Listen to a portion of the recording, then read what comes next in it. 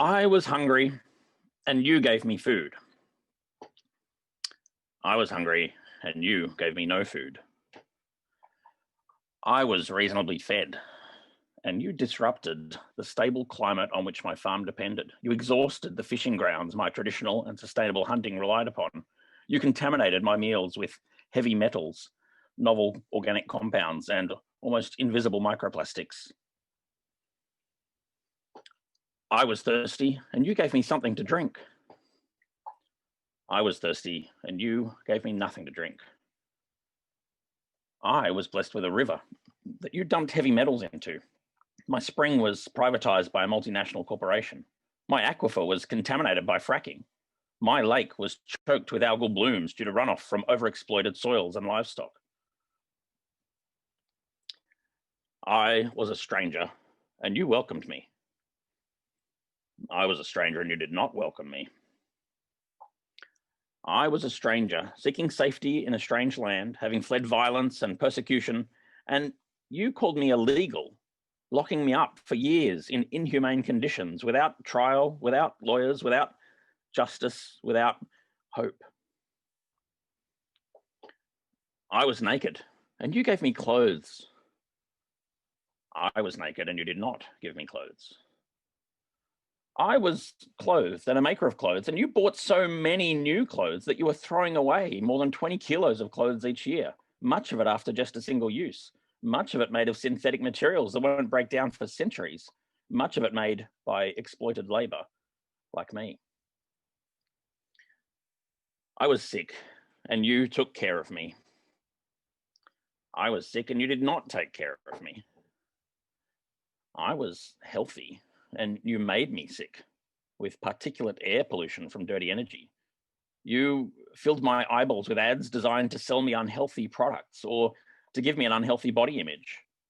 You cut down forests and degraded ecosystems, displacing the creatures that call them home, and so enabled zoonotic transfer of novel pathogens with the potential for sparking a deadly and destructive pandemic. I was in prison and you visited me.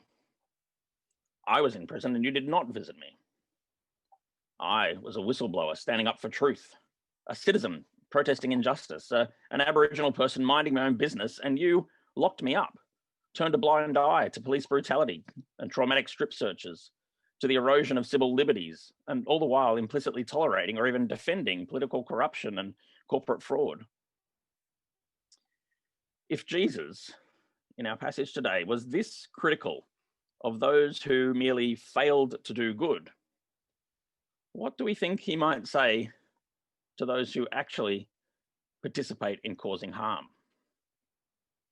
Jesus' famous account of the sheep and the goats that we just read from Matthew chapter 25 contrasts two groups. The first, pictured through the image of sheep, the first group orient their perspective and set their priorities and employ their power to benefit those in real need.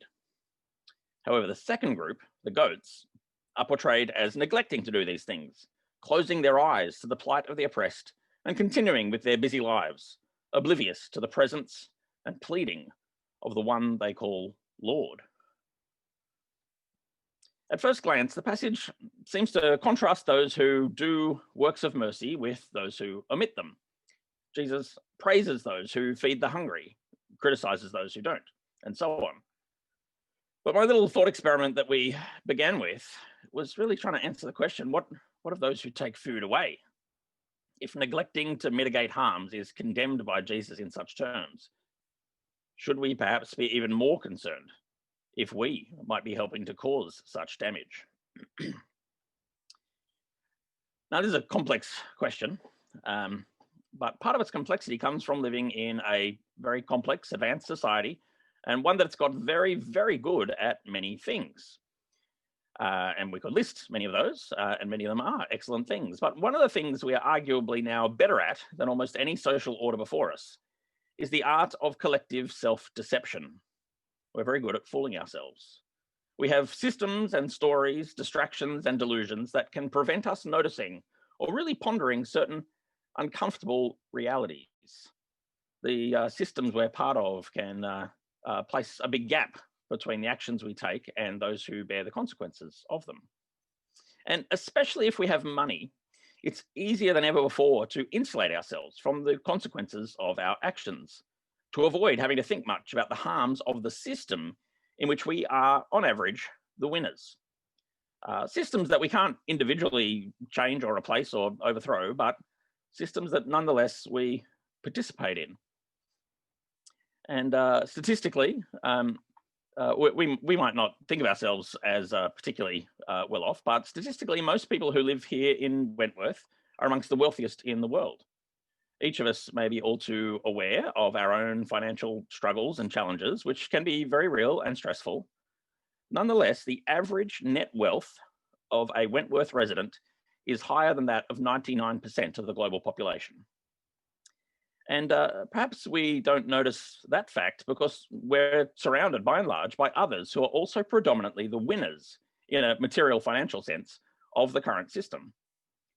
And so if we start comparing ourselves to our neighbours who are currently renovating their double terrace in order to be able to fit a second luxury car into the underpool garage, we might get a somewhat distorted sense of perspective on this.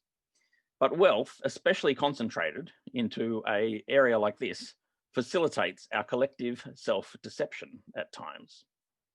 Let me give some examples of some of the realities of our world that many of us are quite good at keeping just over the horizon of paying too much attention to them. Last year was the hottest on record in Australia by some margin. In the 59 years prior to it, there'd been a total of 29 days in which the average maximum temperature across the continent exceeded 39 degrees. So that's 24 continent scale scorches over a period of 59 years, 24 in 59 years. Last year, 2019, we had 33 such days. Yet for most of us, this probably represented little more than an inconvenience. We could turn on the air conditioning, or at least we knew somewhere where we could go to cool down, a local library or shopping centre or swimming pool or even our car. What's actually going on is that the fundamental conditions for life on our planet are degrading faster than at any point in human history due to human actions, threatening life as we know it, and yet wealth largely shields us from having to truly face this knowledge, at least for a while. Or pick another issue. Globally, there are more people currently displaced from their homes than at any time since World War II. But here in Australia, we pretend that there's an orderly queue for legitimate refugees, while keeping those that did manage to make it here, however they could, safely out of sight on tropical islands with compliant governments. Our national wealth and our geographical isolation enable us to treat the global refugee crisis as something of an abstraction or merely a political football. Or again, proportionately, there are more Aboriginal people incarcerated in Australia than virtually any other people group in the world. And on almost every material measure of health or well-being, there are huge gaps between our first and we second peoples. Yet Paddington has one of the lowest concentrations of Aboriginal people anywhere in the country, keeping such matters somewhat theoretical, I suspect, for many of us. And we could multiply examples here. And my point is not to minimize or ignore or deny the genuine struggles, the sometimes traumatic experiences, and the real challenges that I know many of us here have faced and continue to face. Instead, I'd like us to acknowledge that often it can be easy for us, and I include myself, it can be easy to live in a bubble, somewhat disconnected from the lives of those getting crushed by the economic systems that sustain us and from which we often prosper. And today's gospel reading is the final section of the final block of teaching from Jesus in Matthew's gospel. These are some of the last substantial words from Jesus in Matthew's account of Jesus' life. And in Matthew's account, Jesus began his public teaching with what's called the Sermon on the Mount, which begins with the famous pronouncements of blessing called the Beatitudes, where Jesus says things like, "Blessed are the poor in spirit, blessed are those that mourn, blessed are the meek, blessed are those that hunger and thirst for justice." In other words, Jesus is kind of saying, blessed are those on the bottom of the pile, those that are all too aware of their real needs and those who yearn for change. This is a strange teaching. Blessed are those who seem to be losing in the world's eyes. And that then leads into the whole confronting teaching of the Sermon on the Mount.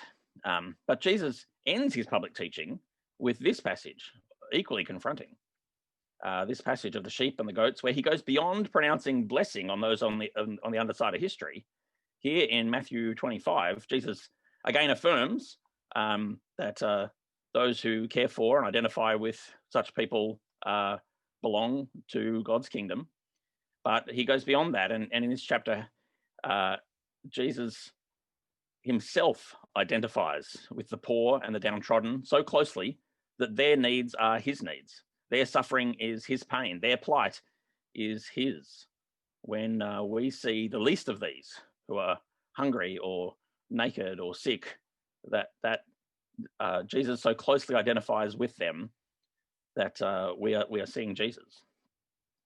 And back in the Beatitudes, Jesus promised that the kingdom of heaven, God's gracious transforming reign, belongs to such people, those who mourn and are meek and who hunger and thirst for justice. Theirs is that kingdom.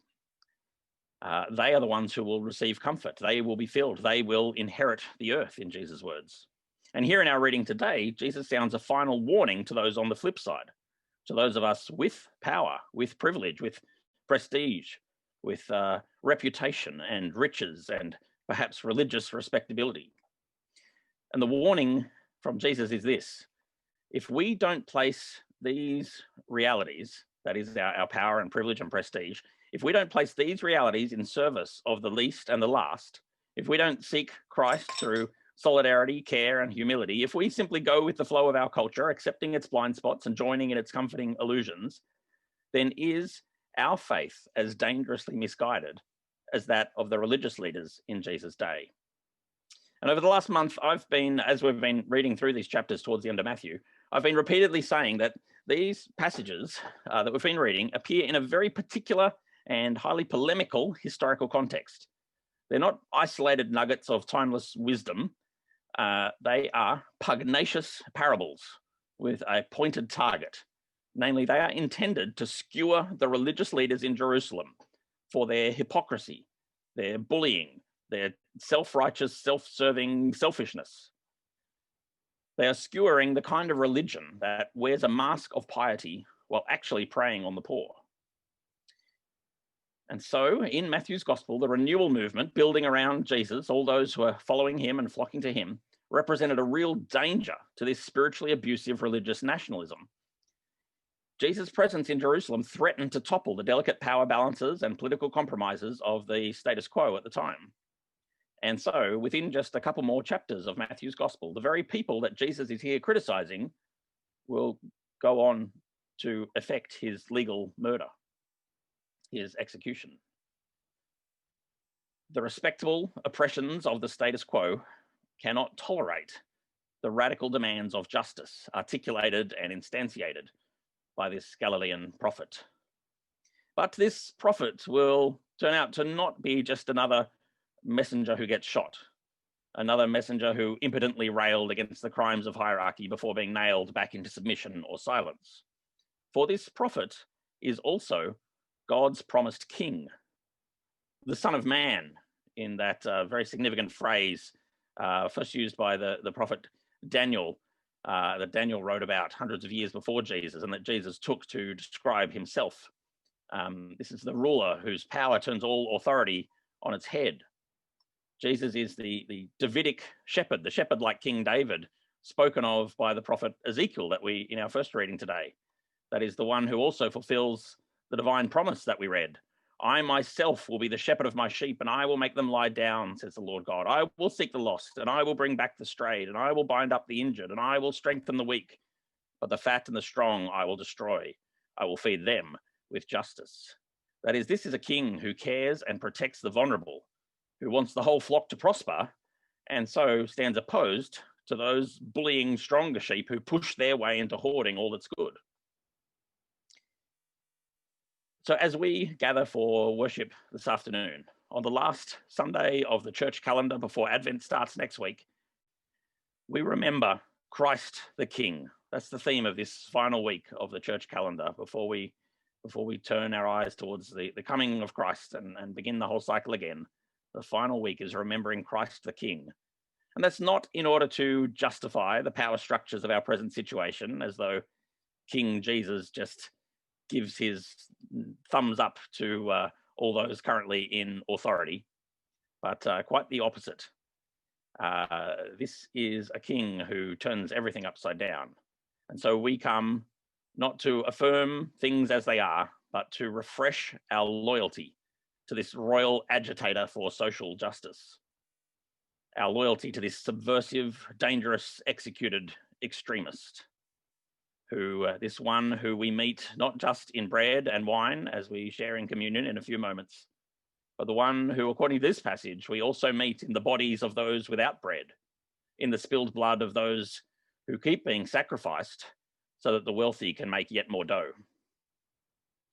Christ is King. Let the poor rejoice and let rulers tremble. Amen.